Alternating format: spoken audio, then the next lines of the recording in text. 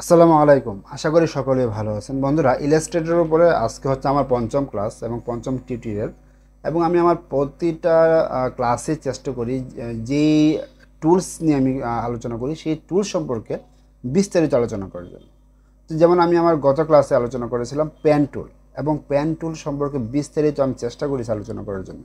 এবং আজকের ক্লাসে আমি আলোচনা করব কার্ভেটার টুল। কার্ভেটার টুলে আপনার আসলে কিভাবে কাজ করতে হয়, কার্ভেটার টুল এবং যে প্যান টুল এই দুটো কিন্তু প্রায় সেম, একই রকম। কিন্তু আমরা আজকে দেখব যে ঠিক কখন আমরা প্যান টুলটা ইউজ করব এবং কখন এই কার্ভেটার টুলটা ইউজ করব। কার্ভেটার টুল দিয়ে কিন্তু আমরা খুব ভালো ভালো শেপ বা ভালো ভালো ডিজাইনও তৈরি করতে পারবো। তো বন্ধুরা, আরেকটি রিকোয়েস্ট, যদি এই রিলেটেড ভালো ভালো ভিডিও পেতে চান তাহলে অবশ্যই আমার পেজটাকে ফলো করে এবং আমার চ্যানেলটাকে সাবস্ক্রাইব করে আমার সাথে থাকতে হবে। তো চলুন কথা না বাড়িয়ে আমি আমার ভিডিও মূল টপিক্সে চলে আসি। সেটা হচ্ছে, আমি গত ক্লাসে দেখিয়েছিলাম পেন টুল, আজকে দেখাবো কার্ভেটার। এখন হচ্ছে অনেকে বলতে পারেন যে ভাই কার্ভেটার টুল এবং পেন টুল কিন্তু সেম, অনেকটাই সেম, কিন্তু আমরা দেখবো যে ঠিক কখন কোনটা আমরা ইউজ করব। ধরুন আমি একটি শেপ নিয়ে নিই। ধরুন এটা হচ্ছে আমাদের শেপ। ওকে, আমি এটা একটু লক করে নিই। এটা আমি লক করে ফেললাম, শেপটা আমি লক করে ফেললাম। এখন আমি চাচ্ছি আমার সেম শেপটাকে আমি আর্ট করব। ওকে, এখন আমরা যদি পেন টুল ইউজ করি, আপনি একটু মনোযোগ সহকারে দেখবেন, যদি আমরা পেন টুলটা ইউজ করি সেক্ষেত্রে আমরা কি করতে হবে, আমরা কিন্তু একবারে সবটাকে রাউন্ডভাবে কি করতে পারবো না, ড্র করতে পারবো না। আমরা একটু একটু নিব, যেমন এতটুকু নিলাম। দেখুন, নেওয়ার পরে কিন্তু আমি একটু জুম জুম করি। আপনারা সবসময় কার্ভেটার টুল অথবা পেন টুলে কাজ করলে জুম করে কাজ করবেন, যত বেশি জুম করে কাজ করবেন তত নিখুঁত হবে। আমরা যদি পেন টুল দিয়ে কাজ করি তাহলে দেখুন আমাদেরকে অনেকগুলো পয়েন্ট নিতে হবে, অনেকগুলো অ্যাঙ্কর পয়েন্ট নিতে হবে।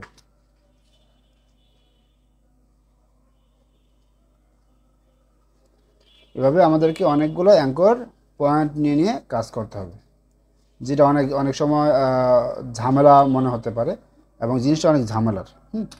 তো নিয়ে তারপর আমাদেরকে কাজ করতে হবে। আর আমরা যদি যে আমরা এটা দিয়ে যদি কাজ না করি, আমরা যদি কার্ভেটার টুল দিয়ে কাজ করি, সেক্ষেত্রে কীভাবে কাজ করবো আমি আপনাদেরকে একটু দেখাচ্ছি।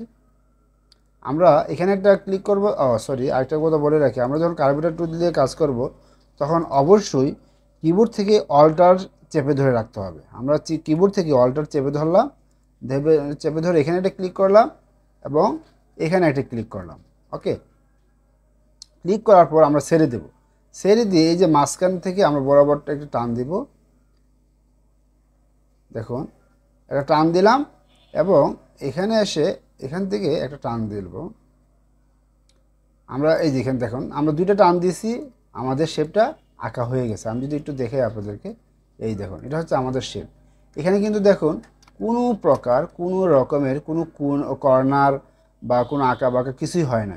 তো কার্ভেটার টুলের একটি মজা হচ্ছে যে আপনি যেভাবে আর্ট করেন না কেন, এটি স্মুথ আকারে আপনার এটা ওরা নিয়ে নিবে, ওরা আপনার এই ড্রয়িংটাকে স্মুথ করে ফেলবে। এটা হচ্ছে কার্ভেটার টুলের সবচেয়ে ভালো একটি বৈশিষ্ট্য। যেমন আমি আশা করি আপনারা বুঝতে পেরেছেন। আমি এটা ডিলিট করে দিলাম।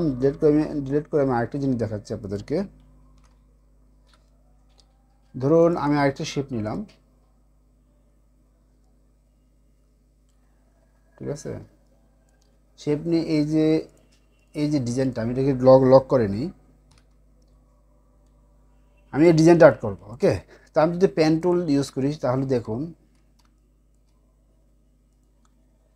অনেক সময় চাইলেও পেন টুলে কাজ করা যায় না। যেমন দেখুন এটা একটু মিলেতে অনেক কষ্ট হয়ে যাবে। আমরা যদি একদম অল্প অল্প করে কাজ করি, যেমন এতটুকু নিলাম, নেওয়ার পরে যদি আমরা আবার এতটুকু নেই, দেখুন এখানে যদি আমরা কেটে ফেলি, জায়গাটা কেটে আমরা যদি আবার এখানে কাজ করি, যখন আমরা পেন টুলে কাজ করি তখন কিন্তু দেখুন আমাদের এই কর্নারগুলা এগুলো ভিজুয়াল হয়ে থাকে, অর্থাৎ অনেক সময় কর্নারগুলো মিলানো খুব কষ্টসাধ্য হয়ে পড়ে। যেমন আমরা এমন একটা কাজ করব যেখানে এরকম রাউন্ড শেপ খুব বেশি হওয়ার কারণে কিন্তু আমাদেরকে বারবার এরকম পেন টুলে কাজ করতে হলে বারবার অ্যাঙ্কর পয়েন্ট নিয়ে একটু পরপর অ্যাঙ্কর পয়েন্ট নিয়ে কেটে কেটে কাজ করতে হবে যদি পেন টুলে কাজ করতে যায়। হ্যাঁ, এবং বারবার কেটে কেটে কাজ করার পরেও আমাদেরকে এই কর্নারগুলো কি অনেক সময় স্মুথ হয় না। দেখুন যে আমি কি যে কর্নার নিয়ে কাজ করলাম এটা একটু বাঁকা হয়েছে, স্মুথ হয় না। সেক্ষেত্রে আমরা কি করব, আমরা পেন টুলে কাজ না করে আমরা কি করব, আমরা এখান থেকে এই কার্ভেটর টুল নিয়ে কাজ করব। যেমন কার্ভেটর টুল নিয়ে কাজ কীভাবে করব দেখুন, আপনি জাস্ট কিবোর্ড থেকে অল্টার অল্টার বাটন প্রেস করে এখানে প্রেস করে যাবেন। আর তেমন কিছু করা লাগবে না, আমি আপনাকে পরে দেখাচ্ছি।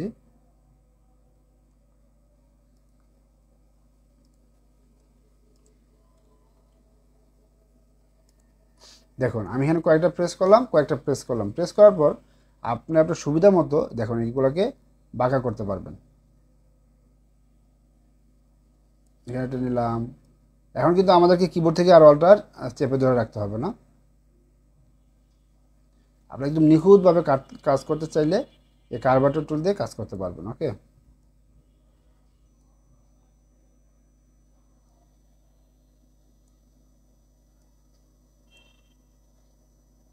এটা এই কার্ভেটর টুল আমরা কখন ইউজ করব, যখন আমরা আমাদের শেপগুলোকে খুব নিখুঁতভাবে কাজ করতে হবে এবং যদি খুব ঘন ঘন শেপ হয়, যেমন খুব ঘন ঘন কার্ভ হয়, সেক্ষেত্রে আমরা এই কার্ভেটর টুল ইউজ করতে পারি। তবে পেন টুলের ব্যবহারটা আসলে খুবই ভালো, যদি আপনি ভালোভাবে করতে পারেন সেক্ষেত্রে পেন টুলটাও খুব ভালো।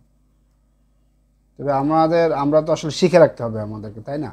আমাদেরকে সব কিছু শিখে রাখতে হবে, যে কারণে এই কার্ভেটর সম্পর্কে আমি একটা টিউটোরিয়াল করছি। আশা করি আপনাদের উপকার হবে কাজ করার ক্ষেত্রে। আমাদেরকে মূলত এই ইলাস্ট্রেটরের উপরে দক্ষ হতে হলে আমাদেরকে প্রতিটা টুল সম্পর্কে জানতে হবে, প্রতিটা টুল সম্পর্কে আমাদের ব্যবহার শিখতে হবে। তাহলে আপনারা খুব ভালো এক্সপার্ট হতে পারবেন। কাজে লাগুক বা না লাগুক আপনাদেরকে সবগুলো শিখতে হবে। দেখুন আমি যখন এই শেপটা তৈরি করে ফেললাম, এটা কিন্তু অটোমেটিক, যদি কোনো কর্নার থেকেও থাকে এটা কী করছে, অটোমেটিক এটাকে স্মুথ আকারে নিয়ে নিছে। তো বন্ধুরা আমার মনে হয় আপনারা বুঝতে পেরেছেন যে কার্ভার টুলটা আমরা ঠিক কখন ব্যবহার করব, কিভাবে ব্যবহার করব। ওকে, আরেকটা কথা বলে রাখি, আমি যে এই যে শেপটা আমি যে লক করলাম, কিভাবে লক করলাম, এই শেপটা লক করেছি আমি Ctrl+2 দিয়ে। Ctrl+2, যেমন এটা সিলেক্ট করলাম, সিলেক্ট করে Ctrl+2 দিলে আমার এটা কি লক হয়ে গেল। আমি এখানে আর কোনো কিছু কি কাজ করতে পারবো না। তো আমি কি করব, আমি যদি আবার আনলক করতে চাই Ctrl+Alt+2 দিলে দুইটাই আনলক হয়ে গেল। দেখুন আমি এটা সহজে মুভ করতে পারতেছি। ঠিক আছে বন্ধুরা, তো এই ছিল আমার আজকের ভিডিও। যদি আবার আপনাদের কোনো প্রবলেম হয়ে থাকে প্র্যাকটিস করার ক্ষেত্রে, তাহলে অবশ্যই আমাকে জানাবেন। সো ধন্যবাদ সবাইকে, ভালো থাকবেন, সুস্থ থাকবেন।